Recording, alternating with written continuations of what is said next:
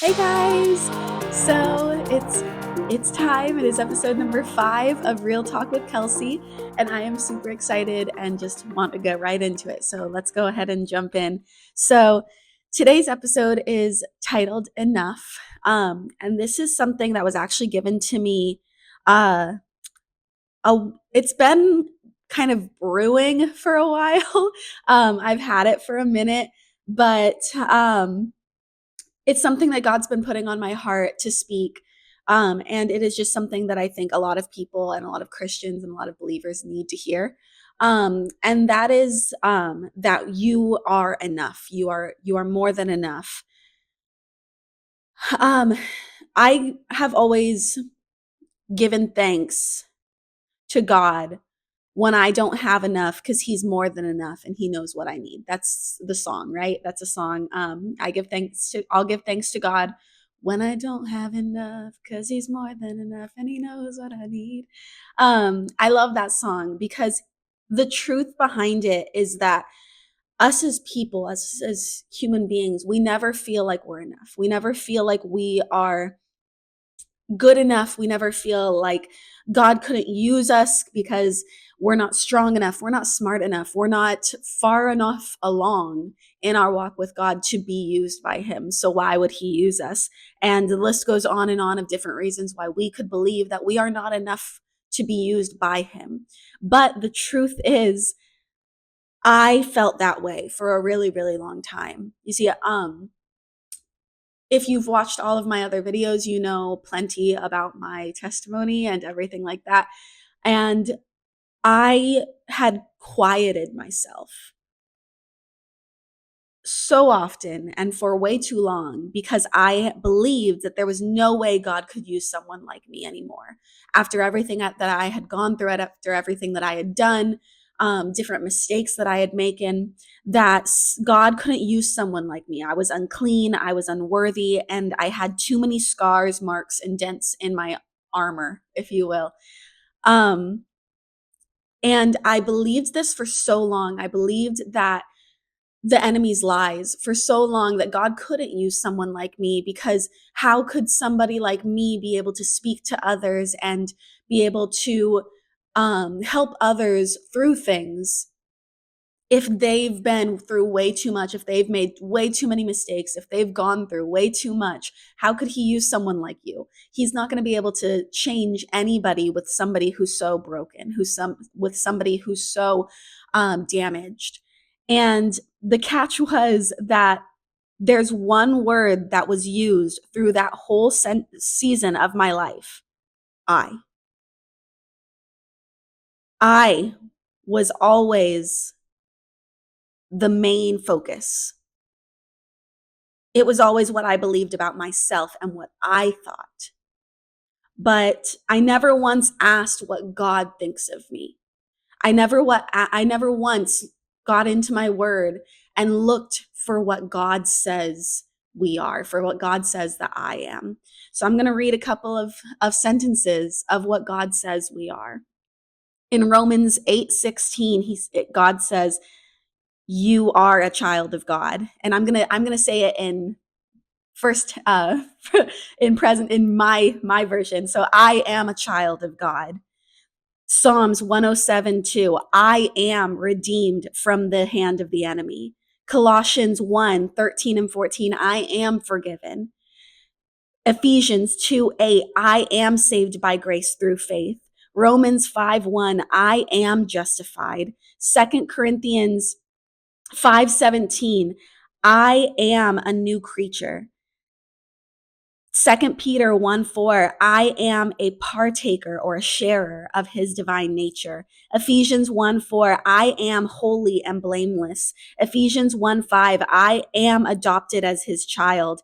Ephesians 1:5 through 8, I am given God's glorious grace lavishly and without restriction.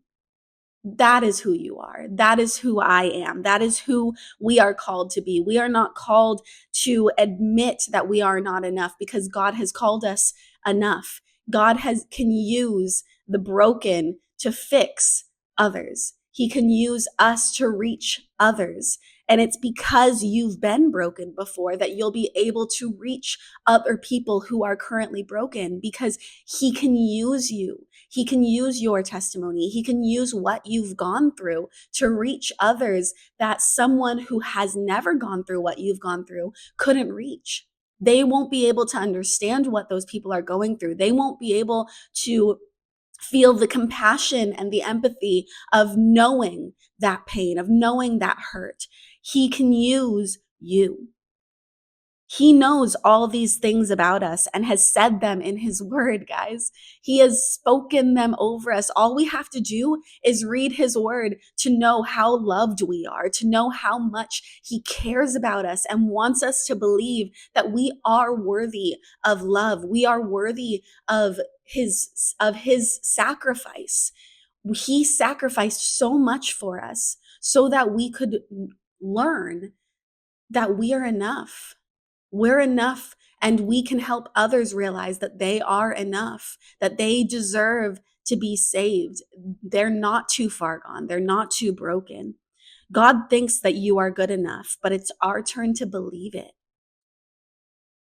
I started looking through the Bible, and I've read memes and quotes, or whatever you want to call them, posts about this in the past, and it's always like struck a chord in me, because I don't think I ever really realized or just thought about it hard enough. But here's a list of some of the people that God chose to use in the Bible. Abraham, he was old. That's a shortcoming in the world's views. If you oh, I'm too old, God can't use me. I've heard it said by people in our church. And my dad has immediately been like, whoa, no, you're not too old. You have so much wisdom that can be used towards future generations. Elijah was suicidal. Joseph was abused. Job went bankrupt. Moses had a speech problem. Gideon was afraid.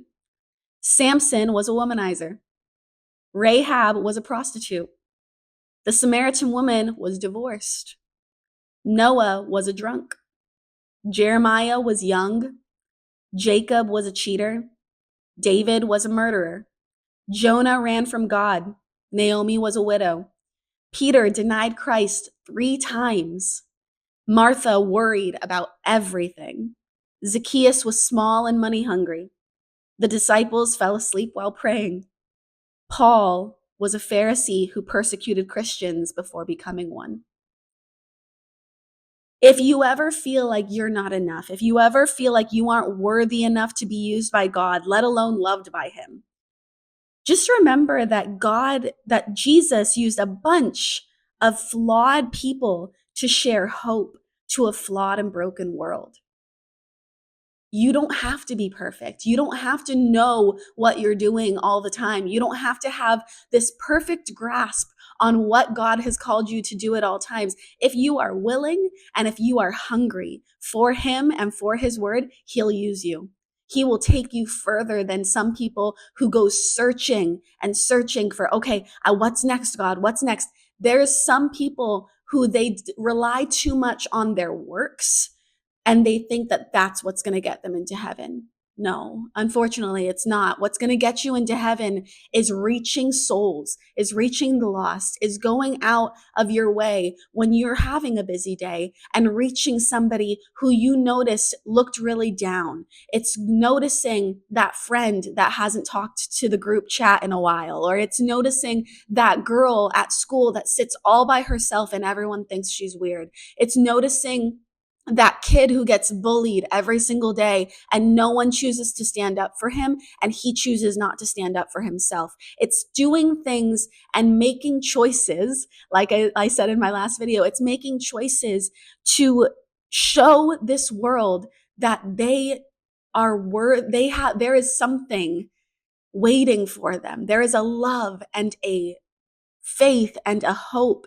and just this overwhelming amount of just joy and just all of these things that are waiting for them the minute that they surrender their lives to God, the minute that they give their hearts to the Father. He can use them in such powerful ways, and he can use you in such powerful ways. There's nobody that is too far gone for God to be able to use them. Me and my husband and some of our friends, we were talking about just the different types of people that God still forgives.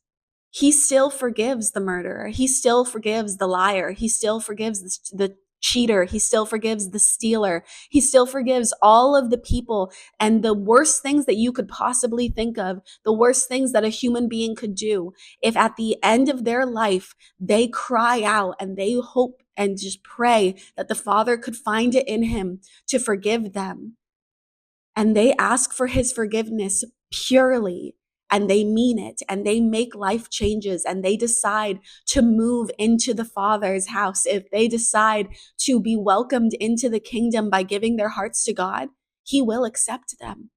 And as human beings, that's so hard to wrap our minds around, right? That's so hard for us to understand, like, whoa, wait, no, that's not okay. Those types of people shouldn't get into heaven. Why do you get to decide who gets into heaven? It's not for you to decide. It's for the Father to decide. And if somebody comes to him and is apologetic, if they repent for what they've done, and if they ask him to move into their hearts, if they ask him to take residence in their inside of them, he'll forgive them, and they deserve forgiveness. You don't have to forgive them, but it will help. Not them, you. If we hold unforgiveness in our hearts, it only hurts us. It doesn't harm the other person. They don't know what you're going through because they never asked for your forgiveness. They don't know what's tormenting you and what's angering you because you never got an apology and they never said sorry. If you do not let it go and give it to God, it is going to bear on your shoulders and it is going to weigh you down for as long as you are willing to carry it. But if God can use all of those people, what makes you think he can't use you? What makes you think that you are so far gone that God used Paul, a Pharisee who was in charge of killing Christians? He was a murderer, guys. He killed people. He commanded for executions to happen. And God still used him, and he is one of the most used people in the Bible. If he can use someone like that, what makes you think he can't use you just because you've made a couple of small mistakes? And believe me, the mistakes that we make here on this earth are very small to the Father. He sees them as small little, when a writer is writing a story and he has to blot out some little areas where he made a mistake. That's what God is doing. Every single time you ask him for forgiveness, he blots out that little mistake that you made and he never thinks about it again. But yet somehow us as humans continue to think about every single mistake that we've ever made. We continue to let them plague our minds and just weigh down on us until we can't take it anymore. And when we come back to God, Father, please take this from me. I don't understand why I can't get past these mistakes that I've made. And he's up there like, what mistakes? I already forgave you for those, though I don't think about those anymore. I don't have anything to forgive you for. You've already been forgiven. But we let them sit on us and we let the enemy use them against us so that we think that we can't be used. And that's the greatest lie of the enemy. You can be used, regardless of the mistakes that you've made. If you have asked for forgiveness and if you have repented unto the Father and he has forgiven you, then you don't have to live with that mistake anymore. You don't have to live with that weight anymore. Give it to him. In the moments where I've made mistakes and I went to the Father and I asked him for forgiveness, I immediately said, now, Father, please take it from me. Because if you don't, I know myself. I know that the flesh version of Kelsey would allow that to weigh on her. I know that the flesh in me would want to stress about that for the next year or more. Like it will never, I'll never get past it. I'll never move past that if I didn't ask for God to take it from me. I needed him to take that from me. I need him to take those mistakes once I've been forgiven from them, because I can't live like that. And you don't need to live like that. You don't have to live holding all of the mistakes that you've made. When he died on the cross, he took them from you. He took all of the sin upon himself so that you would never have to live with it again once you found salvation. You're enough. You're more than enough. And God died on a cross to show that to you, that you were worth it. He would do it all again if it meant saving you. Take it personally. He died for me.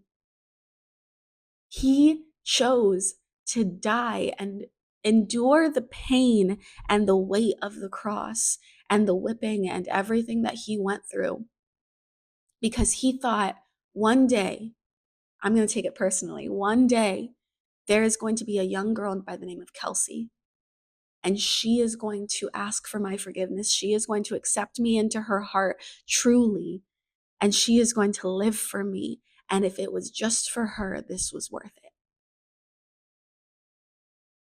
I don't know if I could even imagine what mindset it would take to do that. I don't know if I could sacrifice myself the way he did. And yet when I gave my heart to God, I said, okay, Father, here's my attempt. Every single day, I am going to sacrifice my flesh to you. And I am going to live for you wholly and fully. And I am going to make sure that I remember that if you thought I was enough to die on a cross for me, then the least I can do is show this world what it means to live for you. Know your worth, guys. Know who you are. Know who you are. You're a child of God. You're redeemed. You're forgiven. You've been saved by grace. You're justified. You're sanctified. You are a new being, a new creature. You are a sharer of his divine nature. You are holy and blameless in his sight because you gave your heart to him. You have been adopted as one of his children, and you are given God's glorious grace without restriction. Remember those verses, and I'll leave those verses in the description below. Remember those verses. Speak them over yourself when you feel like you're not worthy, when you feel like you're not enough. Know that you are enough. Know that God can use you, and he can do so much with your enough. He can do so much with what you have. And you may think, I only have this, Kelsey. I only have who I am. I only have this small amount of faith. I only have this amount of belief. I only have this amount of faith that he could move. If he can move mountains, like the Bible says, if the faith, the size of a mustard seed can move mountains, can you imagine what he can do with your small enough, with your small amount of faith, with your small amount of belief, with your small amount of whatever it is? If a mustard seed is enough to move the hand of God, can you imagine what he can do with you? He can do so much more than move mountains with you. He can move hearts. He can touch souls. He can tangibly reach people here on earth if you will give him your enough. And that's exactly what you need to do. That's exactly what we are called to do as Father. This is all I've got. Use me. All he needs is your yes. All he needs is your willingness to move on his behalf, to reach people for him. It never is about us. It's never about what we can do. It's never about what you think you're worth or how you think you can touch people. It's not about you. It's about what God can do through you. You're just the middleman. Sorry to tell you, if you are going through this Christian lifestyle because you want to be put on a pedestal, you're not going to make it very far because it's not about you. Pride comes before the fall. It's not about us. It's not about me. I don't care what I do. I don't care what it takes for me to do something to reach someone for Christ. I will do what I have to. And I will continue to move forward. I don't care what people think about me. I don't care what people say about me. All I know is what the Father says about me. And I know that as long as I am living according to His word and according to His will, I will be just fine. And I hope that I can continue to reach people for Him with my enough, because that's all I've got. And that's all He wants. So remember that you are enough. Remember that He can use you. You are more than enough. If He could use all those messed up people in the Bible, He can use you. So just remember who you are. Remember who He's called you to be. And remember that all He needs is you. This has been Real Talk with Kelsey. I really hope that this has touched you in some way. And I pray that you are excited to give God your enough. I'll see you guys next time. Bye-bye.